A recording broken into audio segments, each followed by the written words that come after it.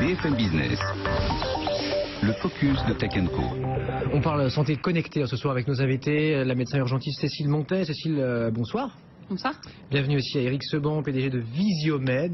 Bienvenue Eric Seban, on vous a écouté récemment chez Stéphane le matin, pousser ce coup de gueule en disant il n'y a qu'une fois le mot numérique dans le projet de loi de Marisol Touraine et rien sur la santé connectée. Non, pas un mot, 256 pages, 58 articles, il n'y a pas un mot sur la santé connectée. Voilà. Juste rappeler que vous êtes à l'origine du premier thermomètre médical sans contact. Oui. Et puis Thermoflash. C'est un appareil qui a lutté contre la grippe H1N1 en 2009 et largement déployé dans le monde pour lutter contre le virus Ebola. Donc on a participé à la réduction de cette pandémie. 13 millions et demi d'euros de chiffre d'affaires l'an dernier. Ouais, environ, c'est ça, oui. Laurent Levasseur, troisième invité avec nous ce soir, PDG de Blue Linea. Bonsoir Laurent. Bonsoir Sébastien. Connecté aussi, dédié au maintien des personnes dépendantes, personnes âgées à domicile. Tout à fait, nous on œuvre sur la Silver Economy. Alors j'utilise pas comme Eric les objets connectés pour les mêmes fins. Nous on est plutôt sur la prévention, sur la réduction des facteurs de risque autour des personnes âgées et on a notre petite actu nous aussi depuis ce matin. Et vous avez signé avec Legrand. Voilà, on en parlera dans un instant. Legrand est distribué sur Amazon, donc là c'est incontournable. Eh ouais. Vous savez, je suis. Hein. Bravo. Voilà. Et Christopher qui m'accompagne ce soir sur ce focus, Christopher Sinelli, la rédaction de 01. Alors on commence avec quoi? Bon, Cécile, peut-être faire la différence entre bien-être et ces objets connectés vraiment pour la santé, là où c'est un cran au-dessus quand même. Alors aujourd'hui, en fait, on est un petit peu au balbutiement d'un nouveau système. Il y a eu un déferlement d'objets connectés, d'applications, mais qui aujourd'hui sont extrêmement peu validés de façon scientifique. Pour donner un exemple, la NHS, donc c'est le système de santé anglais, a évalué 46 applications dont la fonctionnalité c'était d'aider les patients diabétiques à calculer leur dose d'insuline. Sur les 46, il y en avait une seule qui répondait à tous les critères de qualité et de sécurité. Donc on voit qu'il y a vraiment une tendance objets connectés, etc., mais on est encore un petit peu loin du vrai bénéfice médical. Vous êtes d'accord avec ça, Eric Seban? Enfin, il faut aussi faire la différence. Justement, et en plus, c'est ce que j'écris dans mon livre, c'est en fait la responsabilité, la réglementation. Il faut réglementer tout cet écosystème. Oui. La rémunération des médecins qui analysent les données à distance, il faut bien les rémunérer, ces médecins. Et puis le remboursement des objets connectés sont des éléments hyper importants pour l'évolution de la prévention et cette prise en charge. Vous faites un gros lobbying pour ça ou non, vous n'avez pas commencé? Oui, on essaye de faire un lobbying important. Pour les tensiomètres, pourquoi?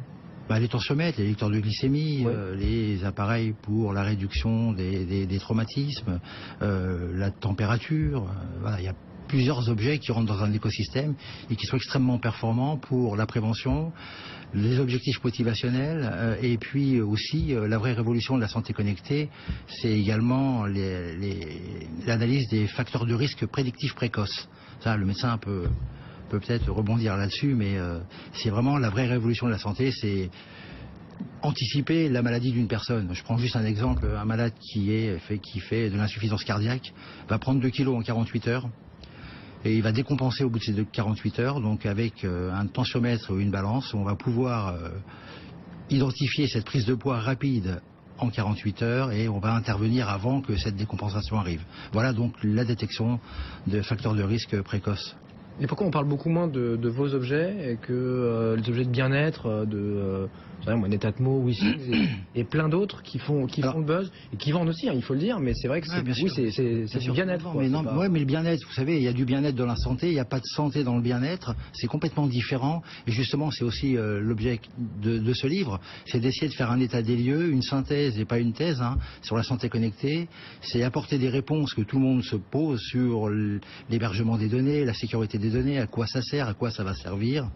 Et tous ces éléments sont repris dans mon livre. Votre livre, c'est Demain, tous médecins. Vous mettez un point d'interrogation et vous donnerez votre réponse avant la fin du focus, parce que tout le monde l'a pas lu, évidemment. Christopher, 01, une question. Oui, c'est vrai qu'il y a une profusion de produits aujourd'hui, que ce soit dans la santé et le bien-être. On sait que pour le bien-être, on n'a pas besoin de standards. Ça me quantified self. Voilà, parce qu'on parle de sujets un peu plus légers. L'idée, c'est mesure CEPA, la qualité de sport, sommeil, etc. Mais il y a aussi beaucoup d'objets connectés liés à la santé. Qu'est-ce qui me garantit aujourd'hui, face à toute cette offre, qu'est-ce qui me garantit que tel objet est plus performant que tel autre Je peux peut-être vous répondre. Il y a deux choses. les produits de bien-être ne sont pas des produits qui sont certifiés par une directive médicale qui s'appelle la 9342, qui régit les règles en Europe sur les dispositifs médicaux. Quand on parle d'objets de santé connectés comme nous fabriquons, thermomètre, tensiomètre, lecteur de glycémie et ainsi de suite, d'abord il y a une première phase qui s'appelle la certification médicale. Le produit doit correspondre à une norme, c'est la classe 2A des produits de santé, mais nous chez Visiomed on va au-delà de cette certification, et c'est justement pour répondre à ce que vous disiez, c'est qu'en fait on fait valider nos produits par des sociétés savantes. Je prends un exemple, notre tensiomètre est validé par la Société française de cardiologie, la SFHTA, qui a validé le protocole de prise, la possibilité de modifier à distance, et ça c'est une vraie révolution parce qu'on rentre dans la médecine de précision, les objectifs tensionnels des patients. Vous, moi, on n'a pas la même tension, enfin peut-être que si, mais quelqu'un qui fait du diabète et qui a 80 ans avec une autre personne, on a tous une tension différente. Donc l'OMS dit qu'on est dans le vert quand on est à 12,8, et quand on fait du diabète, on est à 15 et on doit être aussi dans le vert parce qu'en fait on a un problème d'hypertension. Donc la possibilité de modifier à distance des objectifs tensionnels font toute la différence entre les objets de santé et les produits de bien-être. Est-ce qu'il existe aujourd'hui des produits qui n'obéissent pas à ces normes justement médicales, ces normes de santé? Oui, il y en a, mais ils sont interdits. Donc, voilà, ils sont interdits à la vente. Ils sont interdits à la vente. Si j'ai un produit qui n'obéit pas à ces normes, c'est interdiction à la le vente. marquage CE, c'est un peu l'autorisation de mise sur le marché pour un médicament. Bon, voilà, c'est... Cécile Montel. Juste une petite précision. En fait, il y a des objets qui sont obligés d'être dispositifs médicaux pour être sur le marché. Par exemple, les autotensiomètres. Ceci étant, il y a d'autres objets qui ne sont pas obligés. Par exemple, un cardiofréquencemètre. Les petits objets qui mesurent la fréquence cardiaque ne sont pas obligés pour être sur le marché d'être dispositifs médicaux, ni les balances. Donc, on peut avoir des balances ou des cardiofréquencemètres sur le marché qui le sont ou qui ne le sont pas. Donc, ceux qui le sont, il y a une garantie de la fiabilité de la mesure. Par contre, ceux qui ne le sont pas. Et comment on sait aujourd'hui si le produit que je viens de m'acheter, il est certifié ou pas? Alors c'est extrêmement opaque aujourd'hui. Moi dans mon métier je travaille dans une start-up qui s'appelle AdSensium et on utilise des objets connectés et donc à chaque fois on doit aller voir s'ils sont dispositifs médicaux ou pas et c'est pas toujours très clair. Des fois il faut même envoyer un message à l'entreprise et aller vérifier derrière. Justement on parlait de Marisol Tourelle et du projet de loi, mais peut-être que c'est ce frein qu'on met sur la santé connectée, est-ce qu'il n'est pas lié aussi au fait que ces normes aujourd'hui n'existent pas et qu'il y a encore tout à faire avant même peut-être de le mettre en place chez les médecins, chez les patients? Je vais vous reprendre un petit peu, excusez-moi, mais des normes, il y en a. Des normes sur le dispositif médical, c'est bien normé, c'est encadré. Vous avez l'ANSM en France qui est le gendarme, et il y a une traçabilité sur les boîtes. C'est vrai qu'il faut par mesure de précaution demander le certificat CE aux fabricants, mais les produits sont marqués CE, il y a un marquage avec un numéro et ce numéro correspond au Notify Body, c'est le tiers identifiant. Donc c'est une société qui n'est pas le constructeur, qui n'est pas le vendeur, c'est une société extérieure qui vient pour certifier que le produit correspond bien aux normes de la directive 9342. Donc il y a quand même une réglementation qui est quand même rigide en France et en Europe. Vous avez le pendant aux États-Unis qui s'appelle la FDA avec la norme 510K. Voilà. Après, pourquoi est-ce que certains ne le font pas? Parce que ça coûte très cher, que c'est très long, que c'est très contraignant, qu'une fois qu'on est marqué dispositif médical, on doit répondre à des contrôles de façon très régulière. Et donc forcément, c'est plus avantageux de ne pas le faire pour certains. Ça s'appelle la matériovigilance. Laurent Levasseur chez Blunilia, vous êtes évidemment dans ce parcours-là. Il faut 2-3 ans avant d'avoir un bracelet connecté ou non, c'est beaucoup plus simple. Non, mais nous, c'est la raison pour laquelle on ne se présente pas comme un opérateur, comme un fabricant d'objets connectés, mais comme un opérateur. Je regardais les chiffres tout à l'heure, 200 000 trackers d'activité vendus en France cette année. Sur les 200 000, Blunilia a dû en faire 20 000. Pourquoi? Parce que en l'espace de 4 ans, on a déployé plus de 110 000 objets connectés. Et alors pourquoi nous on les déploie? Tout simplement parce qu'on les déploie. On a pensé très vite qu'il fallait que la technologie devienne un service et que ce service répondait à un usage. Et c'est peut-être une des réponses aussi pour laquelle qui permet de comprendre pourquoi il n'y a pas le mot santé connectée dans cette loi, mais on reviendra dessus tout à l'heure. Concrètement, nous on a développé et on a travaillé plutôt sur le système d'information, comment on collecte ces données en étant totalement agnostique. C'est-à-dire on peut récupérer des données d'objets connectés issus de Visiomed, de Weezing, de Hiles, d'autres issues comme Legrand ou Hager par exemple, mais concrètement L'idée pour nous, c'est d'en faire quelque chose et d'avoir un suivi psychosocial. Nous, on s'intéresse aux personnes âgées, vous savez, la silver economy. Et donc, on va plus être dans la prévention des risques, dans la détection des chutes, dans un accompagnement qui est à la croisée des chemins entre le sanitaire et le social. Et comme ça, on répond tout simplement à une demande, ce qui est la demande de 90% des seniors aujourd'hui, qui est tout simple, c'est réussir à rester le plus longtemps possible chez soi. Et c'est comme ça qu'on a lancé aujourd'hui des groupes de travail autour de l'EHPAD à domicile, la maison de retraite à domicile. Concrètement, on a créé un véritable bouquet de services, 360 degrés, avec des objets connectés qui permettent de tenir des informations urgentes, donc c'est H24, 7/7. On a une plateforme qui n'est jamais fermée. Et qui sont reliés comment? C'est du Bluetooth, c'est du bas débit, radiofréquence? On a différents objets, ça va être ou de la radio, ou du Bluetooth, ou du Wi-Fi. Mais le Wi-Fi, on ne le traite pas, par exemple. C'est sur d'urgence, ce serait trop risqué. Ouais. Par contre, on est dans des transferts radio. Par exemple, un élément simple, on ne peut pas recharger l'objet connecté trop souvent. Quand vous mettez en place un détecteur de chute pour une personne âgée, si vous devez revenir tous les 3 mois ou tous les 3 semaines pour changer la pile, c'est pas possible.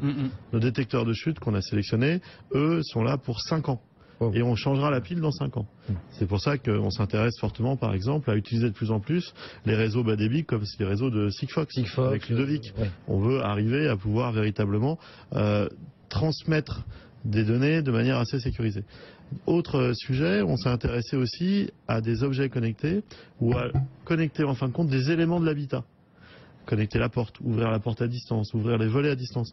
Quand on détecte qu'une personne âgée s'est réveillée vers 6h30 du matin, on va prendre contact avec elle, on a une espèce d'appel malade à distance, on prend des nouvelles et puis on lui ouvre les volets à distance. Elle va profiter de la lumière du jour pendant 1 heure avant qu'une aide-soignante vienne pour faire les soins d'hygiène et de lever. Alors, parmi les 13 500 personnes qu'on suit chaque jour en France, toutes ne bénéficient pas du même accompagnement. Mais c'est important de s'intéresser aux usages. Souvent, on dit qu'un objet connecté va rester entre 3 et 6 mois sur le porteur pour le Quantify Health. Et du coup, ça nous permet de s'éduquer, de comprendre, tiens, il faut que je marche un peu plus, tiens, il faut que je dorme un peu plus. Et puis au bout de 3 à 6 mois, hop, il disparaît. Je pense que vous vous rappelez, l'année dernière, nous avions tous des bracelets noirs autour du poignet ou dans les poches. Ils ont disparu. Avec nous, c'est différent. On leur donne un usage thérapeutique, entre guillemets. Pourquoi je dis entre guillemets? Parce que on va être dans la prévention des risques. Pour preuve, Blue Linéa bénéficie aujourd'hui, par exemple, à son capital. On est coté sur Alternex depuis 1 an. Pour la première fois en Europe, il y a une mutuelle, qui est aussi une caisse de retraite, qui s'appelle Apicil, qui est rentrée au capital de Blue Linéa pour nous accompagner dans notre développement. Pourquoi? Eh bien, tout simplement parce qu'on a développé avec eux une offre comment accompagner des salariés qui deviennent retraités. Bon, ça peut paraître basique, mais il y a des pics à ce moment-là assez importants. Et si on ne veut pas qu'ils se retrouvent dans les bras de madame un peu trop vite aux urgences d'un hôpital, il faut arriver à prévenir les risques et les facteurs de risque. Ouais, je pense qu'il doit y avoir plus grave. Il y a pire, oui. Concrètement, voilà le sujet. Bon, vous restez avec nous, tous les trois, Christopher Simonelli. Vous parlez des caisses de retraite. Moi, c'est le rôle des assureurs aussi qui m'intéresse. Si voilà, on commence à nous distribuer demain des trackers, voire des choses beaucoup plus subtiles pour mesurer notre santé, les efforts qu'on fait ou pas, est-ce que ça peut poser des petits problèmes? Et puis où vont les donner? Est-ce que vous allez les garder, les revendre, j'en sais rien, les conserver? Les réponses dans un instant. 21h20, vos questions, vos tweets, on les lit juste après ça. Sur le hashtag TechCo, TECHCO. À tout de suite, c'était Tech & Co comme tous les soirs jusqu'à 22h30. BFM Business et 01net.com présentent Tech & Co, le grand live du numérique avec Sébastien Poineau. Et avec nos invités ce soir, on est avec Cécile Monteil, médecin urgentiste, avec Eric Seban, Visiomed, Laurent Levasseur, Blue Linéa, Christopher Simonelli de 01net qui m'accompagne. Eric Seban, là, dans votre livre, justement pour répondre un peu à notre question, est-ce que la tech, est-ce que l'e-santé, la santé connectée peut sauver notre système? Vous semblez y répondre, mais là vous balancez des chiffres, je sais pas trop d'où ça vient, je vous cite. Le simple fait de suivre notre santé depuis notre téléphone pourrait nous faire économiser 11 milliards d'euros de dépenses dans les 2 ans qui viennent. Ça sort d'où ça? C'est l'observance des traitements. Vous avez 3 causes de santé majeures en France. Vous avez L'hypertension, 11 millions d'hypertendus qui s'ignorent, enfin 11 millions d'hypertendus et 9 millions qui s'ignorent. Vous avez l'obésité, 7 millions de personnes qui sont obèses et avec ça l'obésité enfantine. Et vous avez les gens qui sont atteints de diabète, 3 700 000 diabétiques et 800 000 qui s'ignorent. Regardez l'évolution des dépenses que ça peut engendrer si on ne fait pas de la prévention. D'où l'intérêt de suivre ces personnes à distance pour faire de la prévention. Et bien ça, à horizon 2020, on peut économiser jusqu'à 35 milliards en travaillant sur l'observance des traitements, le suivi des pathologies chroniques et la chirurgie ambulatoire, qui est aussi extrêmement important. Vous connaissez l'hôpital de jour, vous rentrez le matin, vous sortez le soir, mais les gens à l'époque... Et qu'est-ce que le smartphone va faire là-dedans là? Alors le smartphone, des fois il est utilisé ou pas dans le suivi des personnes à distance. On a des solutions sans smartphone justement parce que ce sont des personnes qui sont un petit peu handicapées, donc la possibilité d'utiliser un smartphone est un petit peu réduite. En revanche, les données sont transmises directement avec un petit hub, ça ressemble à un pager, c'est tout petit, ça fait 2 cm, et les données sont expédiées directement sur un centre de traitement, un plateau, déporté médicalisé et peut-être le médecin. Cécile, est-ce que voilà, la tech, selon vous, peut sauver le système qui est à bout de souffle? Alors aujourd'hui, ça part un peu dans tous les sens. On ne sait pas trop si ça va être des bracelets, des trackers, des vrais dispositifs de santé, mais on sent que ça va devenir incontournable. On ne sait pas à quelle date, mais ça sent. Je suis un petit peu dubitatif sur ces chiffres parce que effectivement la technologie peut générer des économies, ça peut prévenir des hospitalisations, des réhospitalisations, je suis d'accord, mais ça engendre aussi des coûts parce que grâce à la technologie on soigne aussi mieux. Et donc, on chronicise les maladies et on vit beaucoup plus longtemps. Et ça, finalement, ça coûte très cher. Donc, il y a forcément un moment où les coûts vont augmenter. Après, il faut savoir ce qu'on veut. Voilà. C'est pas une raison non plus pour rester au stade où on en est si on peut faire des progrès. Mais les coûts, vous les avez au départ. Vous les avez quand vous faites l'installation du parc. Et ensuite, vous travaillez sur de la prévention et vous évitez aux gens de tomber malades. Donc, c'est vrai que c'est une dépense dans un premier temps, mais ça va générer des économies demain. Alors, je pense pas qu'on évite toutes les maladies.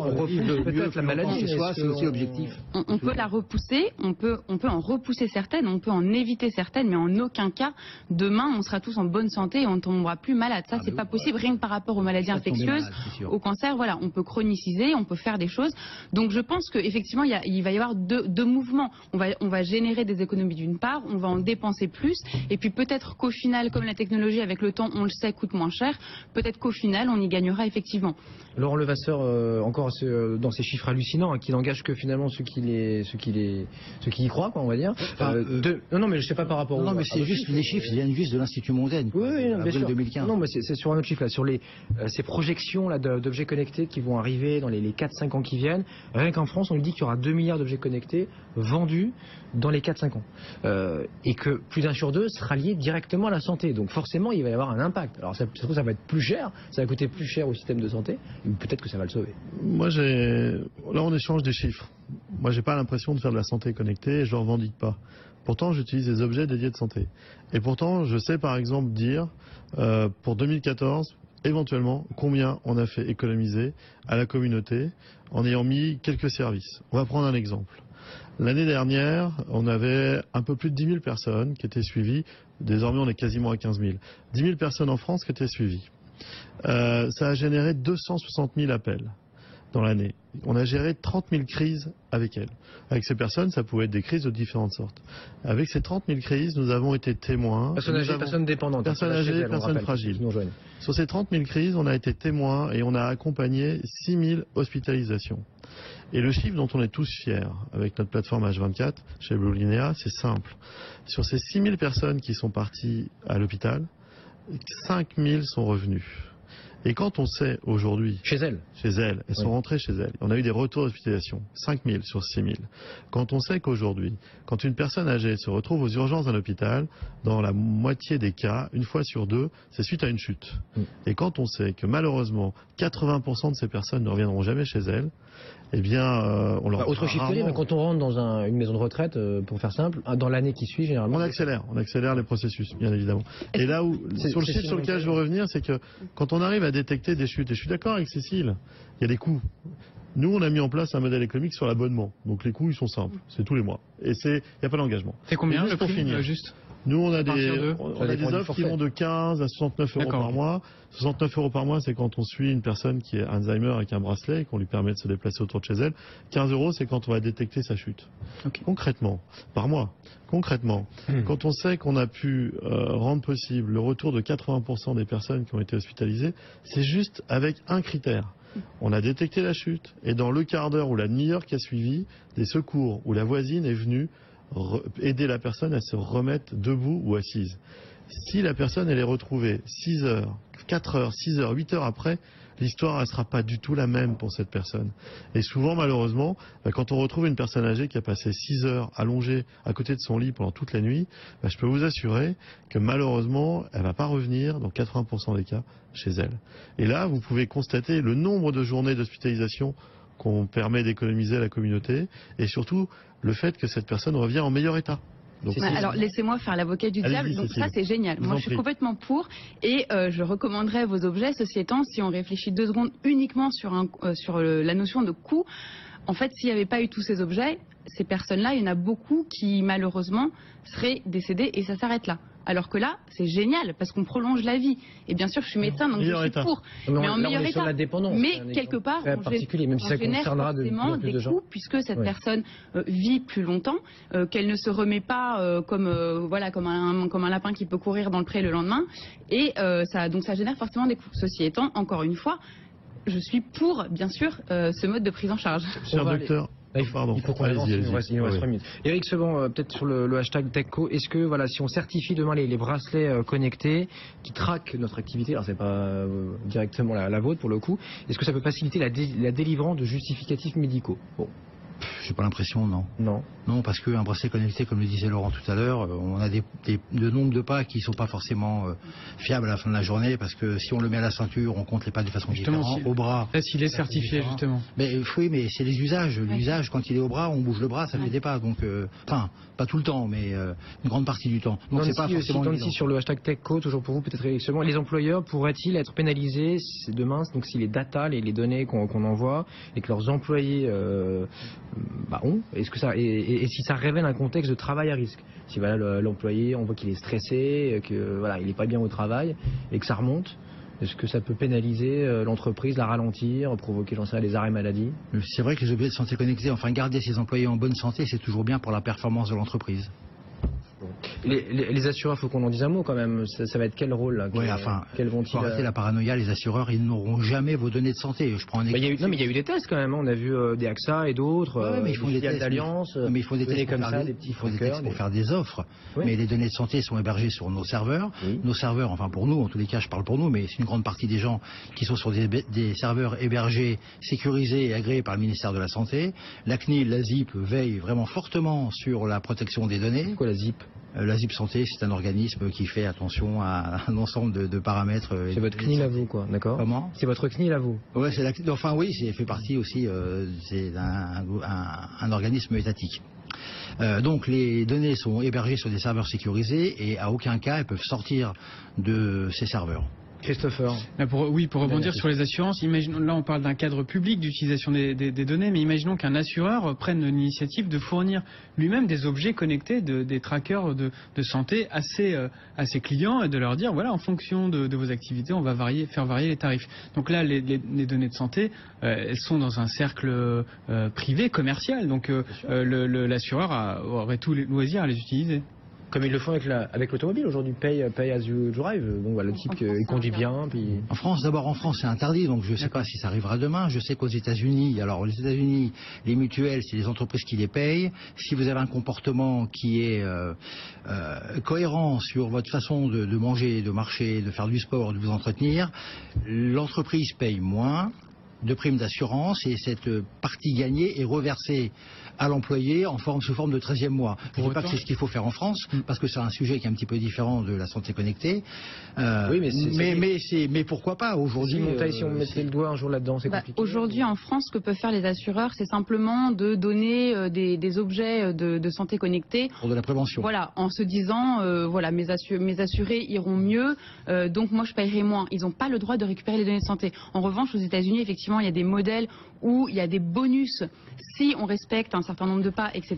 Mais ça, c'est très mauvais parce qu'au final, qu'est-ce qu'ils font? Ça ne devient pas des bonus. On augmente les prix. Ça couvre un petit peu l'effet bonus et puis ça permet en fait de contrôler, ça permet de surveiller et de contrôler tout le monde. Et de garder que les bons aussi. Et de garder les gens en bonne santé, quoi. En bonne santé, ou quand je dis les bons, évidemment. Laurent Levasseur, un dernier mot. Puis Oui, un dernier mot. Nous, on a lancé par exemple ce matin une offre importante. On est une start-up, une scale-up, comme dirait Stéphane le matin sur BFM, et on est en train de devenir une vraie petite ETI. On a un major qui nous a accompagnés et on avec lui, on a été le voir, on lui a dit on veut sortir une offre le plus grand public pour pouvoir accompagner les personnes et qu'on ait quelque chose d'un peu moins intrusif. Ça s'appelle un appel famille et on l'a lancé ce matin avec Legrand, un appel famille sur Amazon. Et pour rebondir avec le suivi, c'est très simple, en fin de compte. Le voilà, on appuie sur ce bouton, vous savez, il y a le bouton Darty, il y a le bouton des taxis, et là c'est le bouton d'appel famille qui fait qu'on peut rentrer en communication avec la personne dans son domicile, mais ça va appeler quelqu'un de la famille une fois, une autre personne 2 fois. Si les 2 ne répondent pas, ça va rebondir sur notre plateforme et on va pouvoir trouver la solution avec elle. C'est moins intrusif que pour une personne, vous savez, les vieux c'est toujours 10 ans de plus que soi-même, c'est jamais soi.